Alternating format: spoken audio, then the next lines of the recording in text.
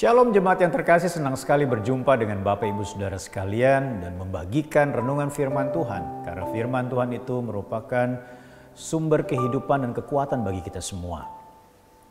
Saudara yang kasih dalam Tuhan, pemulihan yang sering kali kita doakan dan inginkan terjadi atas kehidupan kita dari sebuah keadaan atau sesuatu yang kita gumuli, sering kali kita menginginkan itu terjadi seketika. Sering kali kita menginginkan itu terjadi seperti hitungan waktu yang kita maui. Tetapi sebenarnya atau ada kalanya Tuhan tidak memulihkan kita secepat seperti apa yang kita mau. Artinya apa? Ada sebuah proses di mana Tuhan mau supaya kita lalui, yaitu yang disebut dengan pergumulan. Di dalam Alkitab ada sebuah contoh. Seorang yang bernama Yakub, seorang yang luar biasa. Semenjak dia dalam kandungan ibunya, dia sudah dinubuatkan banyak hal tentang kehidupan masa depannya. Bahkan dalam perjalanan hidupnya, dia menjadi seorang yang sukses dengan kerja keras yang luar biasa selama dia berada di rumah Laban, pamannya, saudara. Kalau kita bisa melihat di sini, kita menemukan bahwa Yakub ini adalah seorang yang sukses, seorang yang luar biasa, seorang yang dinubuatkan, seorang yang disertai oleh Tuhan. Tetapi ada satu hal yang menjadi pergumulan dalam hidupnya, bahkan dikatakan oleh Alkitab menyesakkan hatinya, yaitu perseteruannya dengan Esau yang belum dipulihkan. Nah, saudara yang kasih dalam Tuhan, hal ini membawa Yakub kepada satu situasi hati yang begitu galau, gelisah, dan begitu genting yang dia rasakan dalam hatinya ketika mengetahui Esau dan pasukannya sedang mengarah kepada kumpulan ataupun juga grup yang berjalan bersama dengan Yakub. Saya akan bacakan cerita ini dari Kejadian 32 ayat 22 sampai 28, saya akan bacakan ayat 24 sampai 26 saja. Lalu tinggallah Yakub seorang diri dan seorang laki-laki bergulat dengan dia sampai fajar menyingsing. Ketika orang itu melihat bahwa ia tidak dapat mengalahkannya, ia memukul sendi pangkal paha Yakub sehingga sendi pangkal paha itu terpelecok ketika ia bergulat dengan orang itu. Lalu kata orang itu, biarkanlah aku pergi karena fajar telah menyingsing. Sahut Yakub, aku tidak akan membiarkan engkau pergi jika engkau tidak memberkati aku. Saudara yang kasih dalam Tuhan, tadi saya katakan ada saatnya Tuhan membiarkan kita memasuki titik terendah dalam perjalanan hidup. Karena masih banyak hal yang kita bisa andalkan selain Tuhan. Yakub berusaha menenangkan hati Esau dengan apa, saudara? Dengan persembahan, dengan hadiah yang dia sampaikan melalui orang-orang yang dia utus. Lalu dia mengatur barisan, strategi barisan dengan luar biasa. Dia paling belakang, saudara. Supaya apa? Supaya ketika terjadi serangan dia bisa melarikan diri. Tetapi hal itu ternyata tidak membuat hati dia damai. Bahkan semakin mengalami kegelisahan.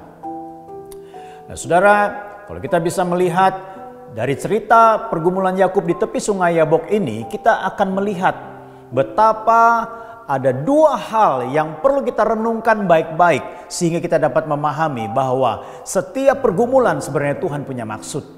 Hal yang pertama adalah disitu dikatakan Yakub seorang diri. Artinya apa, saudara? Artinya pada saat itu Yakub seorang diri. Tidak ada orang yang mendampingi dia. Tidak ada orang yang bisa diandalkan. Bahkan tidak ada harta benda atau apapun yang diperbuat untuk menyelesaikan perseteruan ini.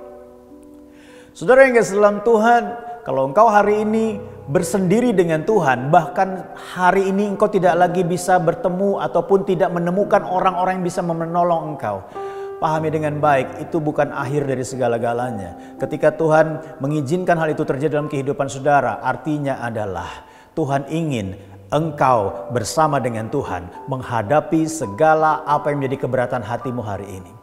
Saya percaya tentunya bersama dengan Kristus itu jauh lebih dari cukup daripada bersama dengan ribuan orang yang tidak memiliki kekuatan apa-apa untuk menolong saudara. Nah, saudara yang kasih dalam Tuhan, kalau kita bisa melihat hanya Yakub bersama dengan Tuhan. Artinya apa? Di sini ketika kita mengalami pergumulan, hanya kita bersama dengan Kristus. Ketika hari ini Tuhan singkirkan atau secara tidak sengaja kita menemukan bahwa ada banyak hal yang menjadi andalan kita sudah tersingkir, sudah tidak ada lagi bersama dengan kita. Pahami dengan baik, Tuhan tetap bersama dengan saudara dan Dia mau menyelesaikan bersama dengan saudara. Hal yang berikutnya adalah dia bertekun dalam doa. Kalau saya tafsirkan di dalam kenyataan kita hari ini, saudara, tidak semua orang punya pengalaman sama seperti Yakub bergumul dengan malaikat. Tetapi kalau sekarang ini kita temukan bahwa orang bertekun dalam pergumulan doa. Yakub bergumul tidak mau melepaskan sebelum diucapkannya berkat. Artinya apa, saudara? Bertekun dalam doa, cari suara Tuhan, cari konfirmasi dari Tuhan, cari firman Tuhan, cari apa yang Tuhan mau katakan dalam kehidupan kita jauh lebih penting daripada sibuk mencari berbagai macam jalan keluar sebelum kita bertemu dengan Tuhan, sebelum kita mendengar apa yang Dia sampaikan. Saudara yang kasih dalam Tuhan, mari hadapi setiap pergumulan. Jangan lupa bersendirilah dengan Tuhan. Bersendirilah dengan Kristus. Dan yang berikutnya, bertekunlah dalam doa. Cari wajahnya, cari kehendaknya, cari firman-Nya. Karena dari situlah pangkal kekuatan kita untuk menghadapi dan menang terhadap setiap pergumulan. Tuhan Yesus memberkati. Mari kita berdoa. Bapa di surga, terima kasih untuk cerita yang luar biasa. Untuk contoh yang luar biasa. Untuk pengalaman yang luar biasa. Biarlah ini memberikan sebuah pembelajaran bagi kami. Untuk kami boleh tetap bersendiri dengan Tuhan dalam menghadapi segala apapun. Mungkin ada hal-hal yang bisa kami gunakan untuk membantu kelancaran ataupun juga penyelesaian dari pergumulan kami. Tetapi Tuhan tetap yang utama. Biarlah kami juga boleh terus Tuhan mencari wajah-Mu, mencari perkenanan-Mu, mencari suara-Mu, mendengarkan apa yang Engkau mau katakan dalam hidup kami. Karena itu merupakan tuntunan yang sejati bagi kami untuk keluar sebagai pemenang. Beri kami kekuatannya Bapa. Di dalam nama Yesus kami berdoa. Amin. Tuhan Yesus memberkati.